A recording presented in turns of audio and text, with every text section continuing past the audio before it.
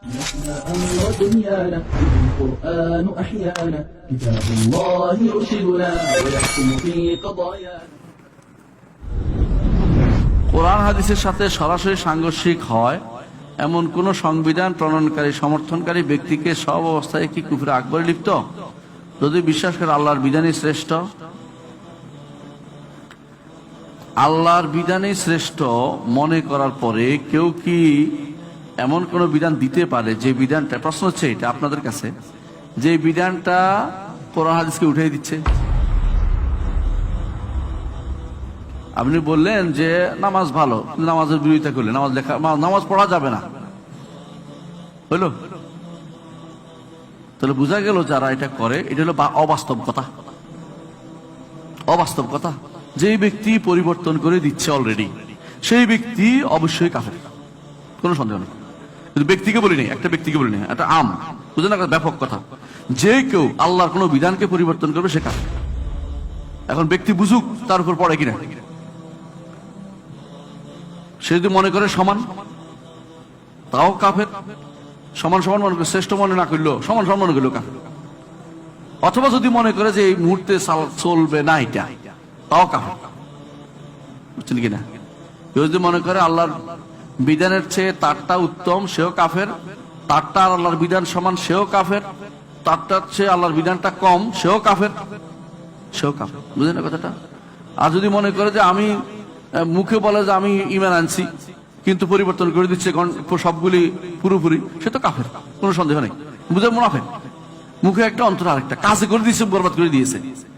হ্যাঁ, কাজে বরবাদ করে তো বড় খারাপ জিনিসটা, ধরতে হওয়া যায় না। এরা মুনাফিকদের নিকৃষ্টতম মুনাফিকেরা। সুতরাং যারা এটা করবে তারা কাফের, কোনো সন্দেহ নেই। সুতরাং সে যতই মুখে বলে যে বিশ্বাস করে আল্লাহর বিধানই শ্রেষ্ঠ, কেমনি বিশ্বাস করলো এটা? বিশ্বাসের কথা কোথায় প্রচার পাবে? বিশ্বাসের কথা প্রকাশ পাবে তার কর্মকাণ্ডে। আমাদের কাছে ঈমান শুধু বিশ্বাসের নাম নয়, আমাদের কাছে ঈমান কিসের নাম? অন্তরে, মুখে, অঙ্গ প্রত্যঙ্গে, কর্মকাণ্ডে। বুঝেন না কথাটা? অন্তরে, মুখে, কর্মকাণ্ডে। আমি অন্তরে বিশ্বাস, তারা তো কাফের হয়। কেউ যদি কবরে সিজদা করে, কেউ যদি কোনো মান্নত করে কবরে, কেউ এই যারা মনে করে কাফের হওয়া শুধুমাত্র বিশ্বাসের সাথে সম্পৃক্ত, তারা তো এখন পর্যন্ত মাতুরিদি রয়ে গেছে, আশায় রয়ে গেছে, ফেরকা হয়ে গেছে। এটা আহলে সুন্নাত ওয়াল জামাতের আকীদা না। আহলে সুন্নাত ওয়াল জামাতের আকীদাই হচ্ছে এটা, যে ঈমান তিন জিনিসে আনতে হয়, অন্তরে, মুখে, কর্মকাণ্ডে। ঠিক কুফরিও তিন জিনিসের একটা দিয়ে হয়ে যায়, তিনটা হইতে হয় না। বুঝে আসছে কথাটা? তিন জিনিসে একটা দিয়েও কাফের হয়ে যায়, কিন্তু ঈমান হচ্ছিল তিনটা একত্রে লাগে। কথা বুঝছেন কিনা? এই প্রশ্ন যিনি করেছেন একটা অনুরোধ জানাবো, এগুলি এত এত এত বেশি আপনি কারে ছাড় দিচ্ছেন? আল্লাহকে খুশি করার জন্য না বান্দাকে খুশি করার জন্য? একটু চিন্তা করে দেখেন।